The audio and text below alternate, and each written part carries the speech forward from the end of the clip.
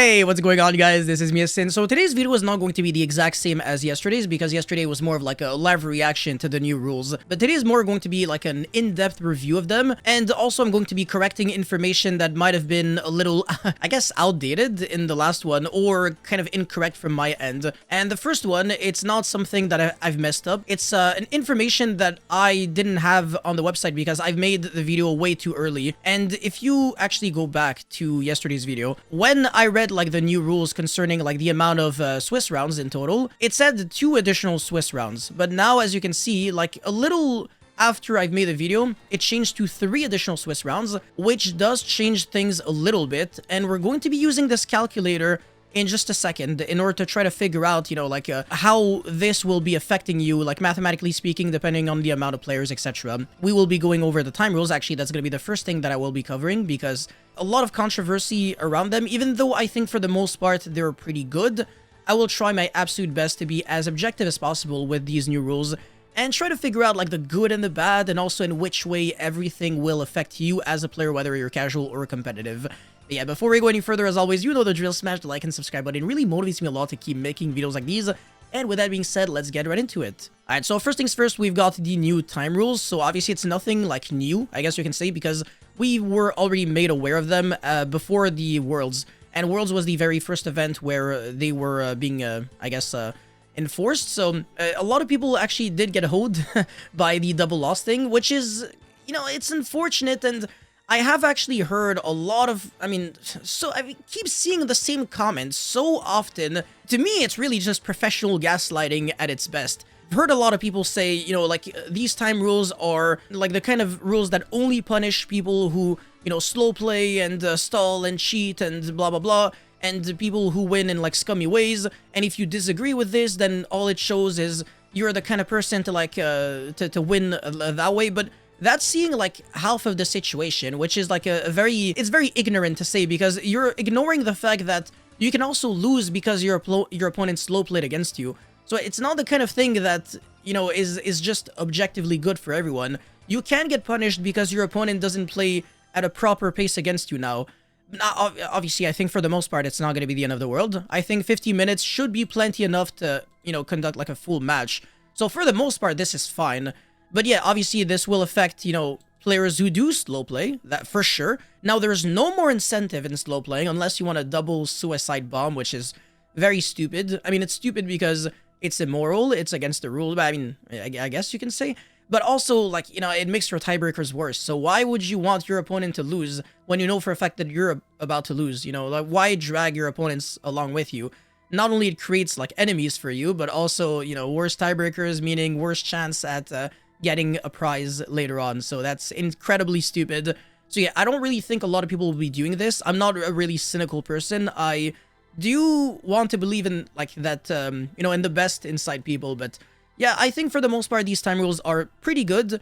And the fact that there's no more draws, that's a good thing, honestly. I think the fact that we no longer have to worry about like these weird tiebreaker differences, like everybody is going to have like either no losses or 1 loss or 2 loss or 3 loss, etc. It makes it like so much simpler than, oh, I had 2 draws and 1 loss, or, you know, 2 losses, 1 draw. Where does that, you know, place me? You know, and also like all the collusion issues with draws. Unfortunately, collusion is not going to be, you know, out of the game completely just because of it's a competitive game. Obviously, people are always going to be doing whatever they feel like they have to do in order to, you know, get there. I'm not encouraging that in any way. I'm just saying this is what people have been doing since day one in any kind of competitive game, and I'm not sure if this really fixes everything. So it fixes some issues, but it doesn't fix all of the issues. So it's a step into the right direction, but I think the time rules even could have been a little better. So for example, I think if you're up in game 1 and time gets called when you're winning game 2 or something, or when it's equal amount of life points, I don't think you should be losing the match. I think you should still be winning the match, because, you know, you're still clearly, obviously winning. And since there's no draws, you might as well, like, round it up to, you won game 1, so, you know, you should get it. But, whatever, it's not the end of the world. What this does, essentially, is that there's going to be more people that have losses than people that have wins. I mean, it's not how the system usually works, because usually there's, like, an equal amount of wins than losses. But since there can be double losses, but there can't be double wins, you're going to be seeing more losses. That's what it really means. But yeah, time rules, it's not that deep. Honestly, I think people are going to be able to adapt to them relatively easily. I think the first couple events are going to be painful, and I think a lot of players are going to be at a huge disadvantage because even though they don't slow play, they, you know, by nature just play slower because, you know, they take time to think, etc. And some people are actually just scumbags. They win by playing strategies that always have time cards, and it's always the same players too. And I'm not gonna be citing any names, but you know, when your deck plays, you know, Heavy Burger to burn for 15, or when it plays Gagaga Cowboy to burn for 800, or when it plays Kinda taking 100 light points, blah, blah, blah, whatever, you get the point. Okay, alright, so now let's get into the not beautiful part of the new rules, which is the number of rounds in total now. So it's going to be the, you know, the same as before, but plus 3, and instead of being top 32 playoffs, it's going to only be top 8 playoffs. What is the positive thing about this? I'm going to be starting with the positive, because there's more negative things to say than positive, but there's still some, you know, technically positive things to say. So the first positive thing that I can say is that if you start by being 0-3, and let's say there's 13 rounds of Swiss in total, so 950 players, right? Yeah, that's what you're seeing. And then 10 rounds of Swiss, but plus 3 because of the new thing. You would be playing 13 rounds of Swiss. You lost the first 3 rounds. And instead of being like, you know what, I'm just gonna stop playing the tournament now, you can technically play out the rest of the tournament, win 10 rounds in a row, and then you can finish with a 10-3 score, which would place you in those 33 players. And if your tiebreakers aren't complete dog shit, you might maybe, potentially, if you're lucky, randomly squeeze it in top 32. The odds are ridiculously low, but it technically is possible. And now, you can't say that you've topped the event, and I'm gonna be going back on this very soon, but at the very least, you're going back home with a card trooper and a playmat. So you're making like maybe $300-400, maybe paying like your flight or your hotel or something. So that's nice. All you had to do was play Infinite Yu-Gi-Oh! And burn yourself out completely. Play on the gauntlet for 10 hours, which is extremely stressful, not enjoyable at all. And this is usually where people, you know, cheat the most and where people get like the most furious. It's always on the bubble rounds. Right? It's never like when people have like 8-0 scores when they can take it easy. No. It's always like when people are in the bubble, that's where they're the most tense. That's where they want to win the most. That's where you're going to be seeing all the judge calls. I don't know if you've ever been to like a YCS, but the most like infuriating and annoying situations are always like the last and second to last rounds of Swiss rounds. Either like you top the event or you've lost like your whole weekend playing Yu-Gi-Oh! For basically free, and you know, you got absolutely nothing in return. And that's an issue that I've always, you know, personally had with Yu-Gi-Oh! It's the fact that when you're not topping, you're not getting anything. And they've kind of fixed it with the day 2 prizes of, you know, like the pack that gets you, you know, Cyber Dragon, Blue Eyes White Dragon, Caesar, Pot of Desire, Shadow Fusion, Gaga Magician, etc. Like those kinds of prizes, we need to get more of that, and that is one big issue with these new quote-unquote rules, is that what they've done essentially is that they have not upgraded the pricing for anything.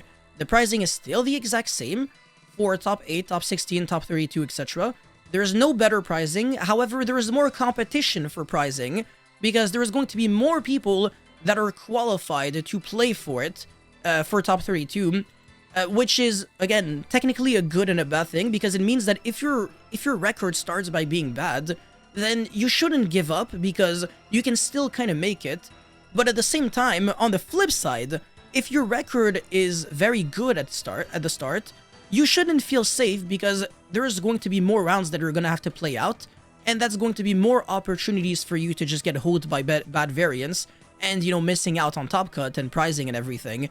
And I don't know about you, but that has happened to me way too many times. Like, it's very easy for me to start, you know, 6-0, 7-0, 8-0, whatever. Maybe not 8-0, but I have won like 8 rounds in a row at a YCS, so it can happen. And then randomly I lose like twice in a row, and then boom, I'm out. So, you know, sometimes like it's all about like the amount of rounds. If it was like one less round, I would have topped, and then, you know, like it would have been like a brand new experience. I would have been against like different players, and, you know, like my record also like resets. So maybe I can tell myself I can win in top 32 and win out, because top 32 also has like a different vibe than Swiss. But it's just unfortunate that Swiss rounds, you're going to have to play all of them out in order to figure out if you are going to be getting a prize, because let's just say, again, hypothetically speaking, I'm going to be using the example of the kinds of YCSs that have 950 players, which would usually mean 10 rounds of Swiss.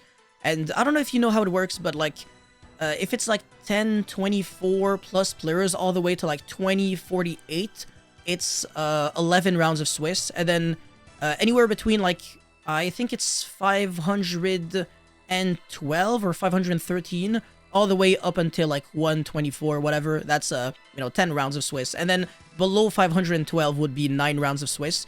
So again, all the numbers that I just said, you have to do +3 to them. So if it's 950, obviously it's going to be 13 rounds. Imagine 13 rounds of Swiss, where you play out day 1. Day 1 is going to have 8 rounds of Swiss. You finish day 1 with an 8-0 score. You're feeling good about yourself, right? You're like, usually right now, you would be like, okay, I can afford to lose twice in a row, and I'm locked in at an 8-2 score. I know for a fact that I'm making top 32, and then, like, it doesn't matter. Now it's a different experience.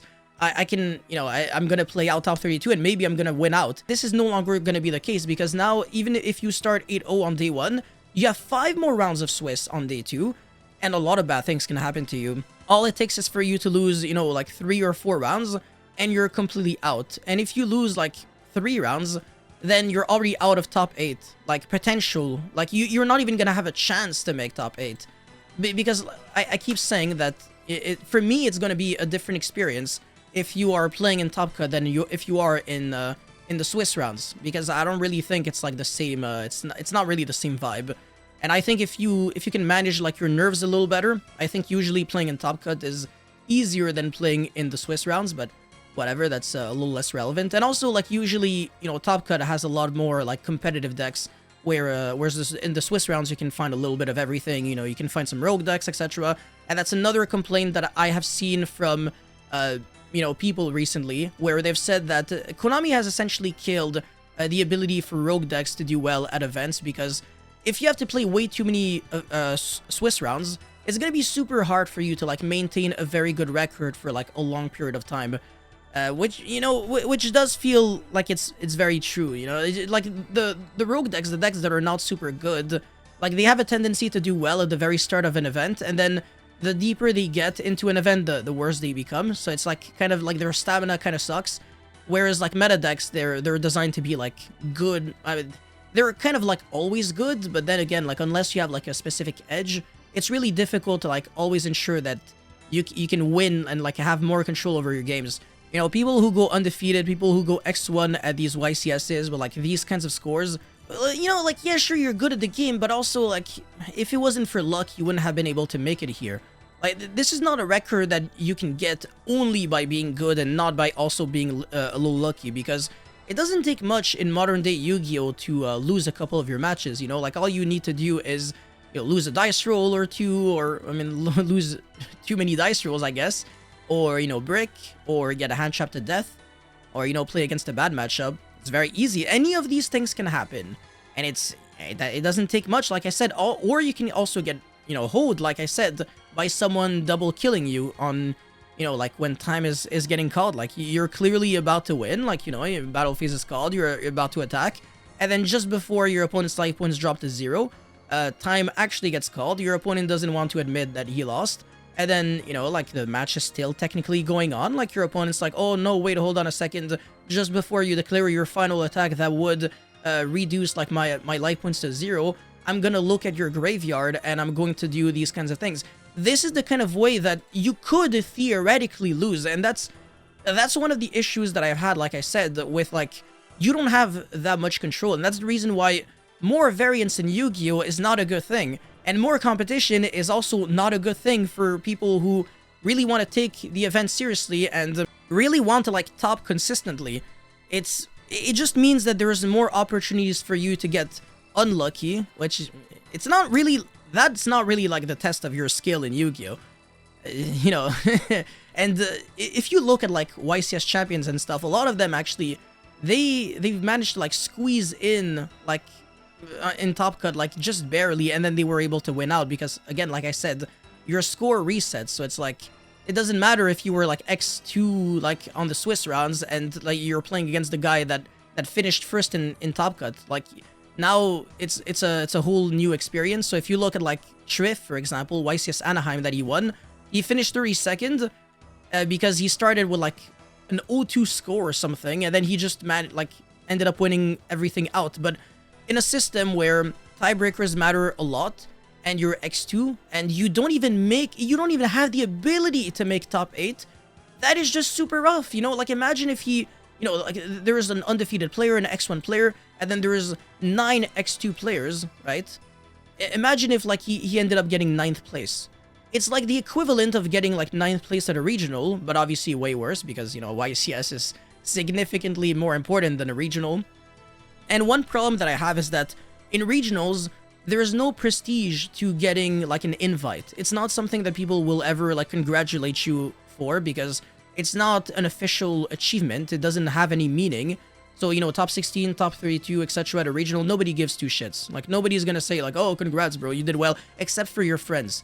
But it's not something that you can put on your resume and have, you know, other people's respect. However, a top 8 regional actually does matter. So you see, like, people don't actually care that much about, like, your performance, but they care about the result. Like, they care way more if you topped the event than if you did well at the event. Like I said, there's a huge, massive, gigantic difference between getting 8th place and 9th place at an event. You know, when I got 36th place at YCS Pasadena with a 9-2 record, people were laughing at me, right? And people were congratulating people who got 32nd place because they did better than me, even though they had the exact same score as me.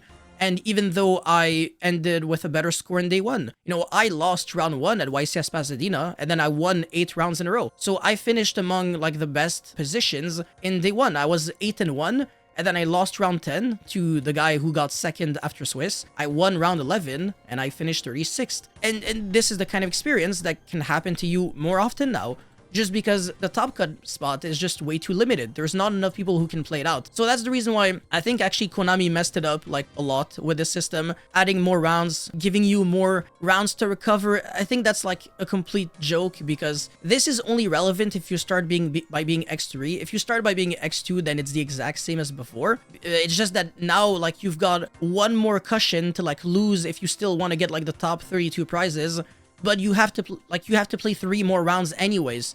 And also, most people, they give up, like, early on in a tournament. They don't want to play it out for super long. Again, like, if you started, like, your tournament run with, like, 2 losses early on, like, by round 6, by round 7, if you're, like, 4-2 or 5-2, chances are you're not gonna win 7 times in a row. That's probably not gonna happen.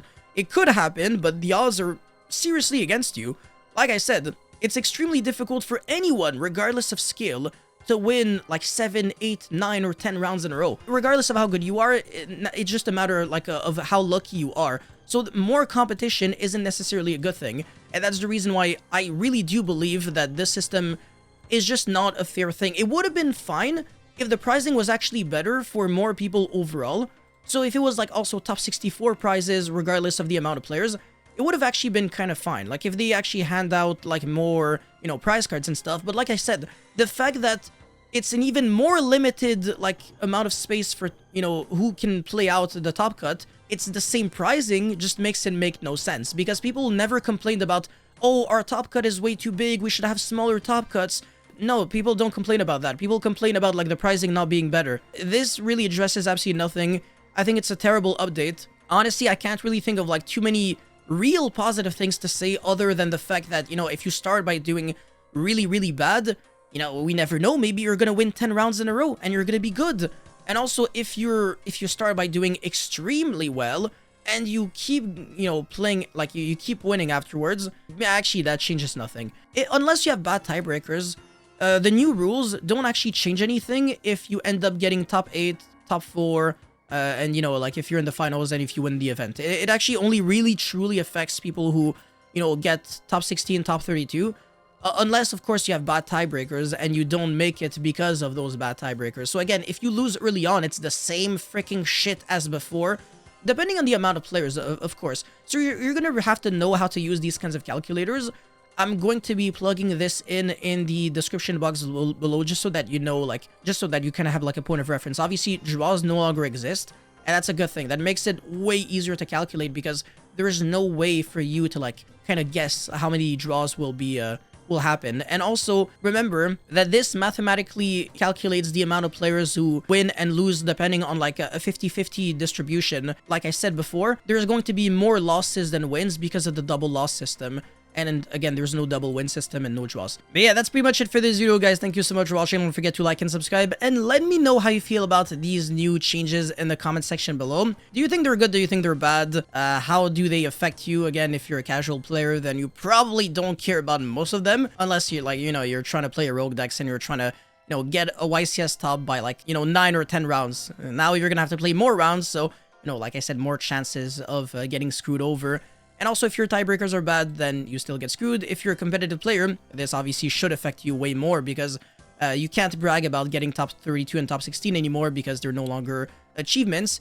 And also, if you end up getting like an X3 score after like the extra 3 rounds of Swiss, and you get 17th place, this is like the equivalent of like the new 33rd place in a YCS. You're getting a card trooper but no effect veiler, and you had no opportunity to like play out for the ability to win an effect veiler. So regardless of how good you are, you lost $1,000 just because someone had a slightly better tiebreaker than you. So yeah, a lot of like silliness in this, a lot of variance, a lot of luck changed like the outcome of like your prizing. So objectively speaking, I'm going to reiterate the fact that this is at worst a neutral update for the people who are not affected by it. Sorry, at best. And at worst, it is a terrible update. But there is no way for anyone to impartially say that this is a good update in terms of like the number of rounds update. But the time rules, yeah, no, for sure. That one I can definitely see a world in which like people are very satisfied with it. And like I said,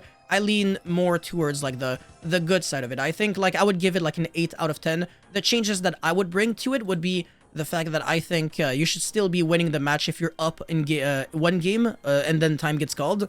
I think like it's silly to have like a match loss when you're clearly winning the match. Apart from that, like the number of rounds thing, honestly, just revert to before.